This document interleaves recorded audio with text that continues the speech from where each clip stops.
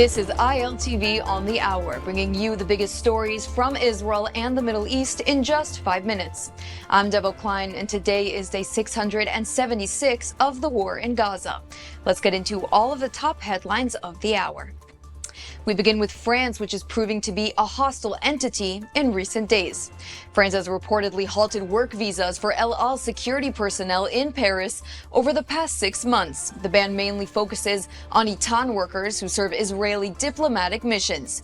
French officials are now confirming that the reason for the banning of visas for the Itan personnel is a response to Israeli security checks conducted on French diplomats prior to boarding El Al flights.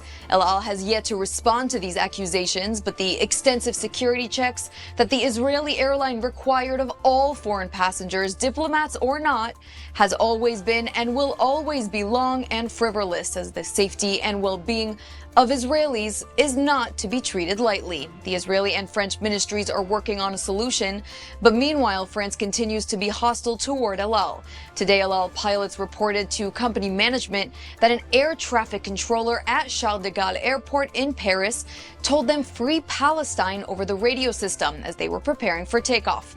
This event follows another incident of vandalism in which the El Al offices in Paris were splattered with red paint, and the slogans "Free Palestine" and El Al Genocide Airlines were graffitied on the entrance.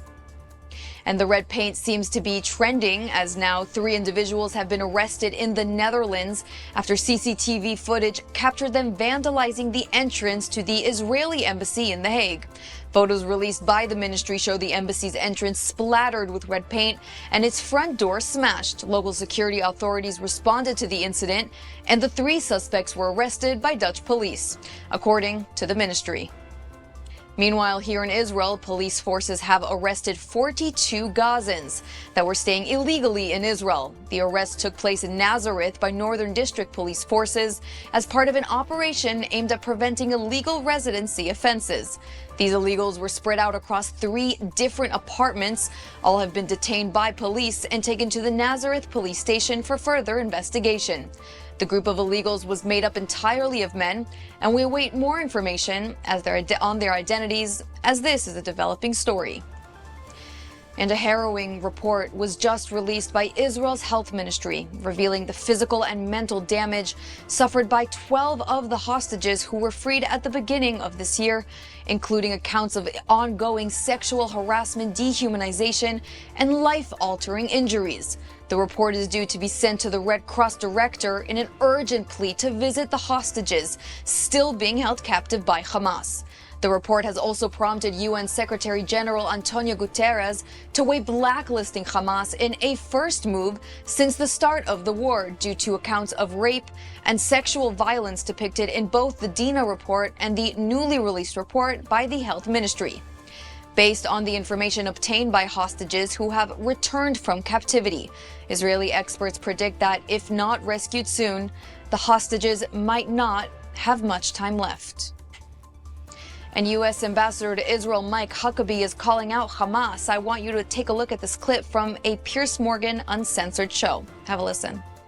Why does Hamas hate GHF? One of the things they demanded in one of the negotiations just 2.5 weeks ago was that GHF had to be shut down. Why would Hamas want to shut it down? I'll tell you why. Because GHF method of getting food has really hurt their capacity to control the food market, and it's costing them money. Otherwise, they would say, sure, go ahead and bring the food in. All we care about is people getting to eat. But they don't care about people getting to eat. They care that they eat. And if you look at the people from Hamas, when they get photographed, they're well fed. None of them are hungry.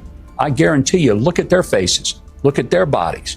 And instead of food, they could use some Ozempic.